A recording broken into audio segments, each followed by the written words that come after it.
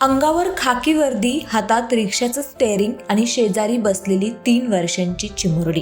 कल्याणच्या रस्त्यांवर धावणाऱ्या एका रिक्षात संघर्षाची ही एक आगळी वेगळी कहाणी पाहायला मिळते. घरची बेताची आर्थिक परिस्थिती, आजारी सासू आणि भाड्याचं घर अशा संकटाच्या चक्रव्यूहात अडकलेल्या कोमल गायकवाड यांनी हार न मानता रिक्षाचं हँडल हाती धरलं.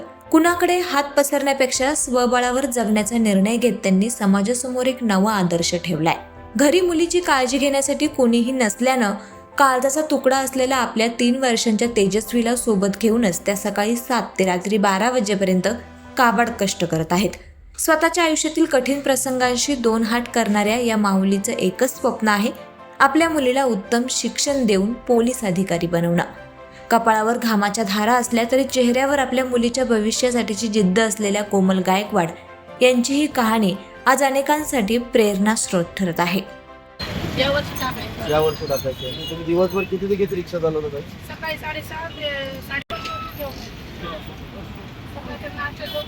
8:30 ते रिक्षा स्टँडवर रिक्षा लावली जसं भाडं भेटून तसं, कारण आता ती जबाबदारी मला होती. कोणतं पण भाडं असेल तर आम्ही तसं चांगलं वापस करत नाही भाडं.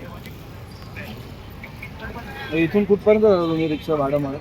तिकडे कल्याणमध्ये तिकडे भाडं लावलं तिकडे जाते कल्याण डोंबिवलीमध्ये सकाळी आणि आणि संध्याकाळी 4:30 ते मधल्या पिरियडमध्ये मुलीला घेऊन घरी असते.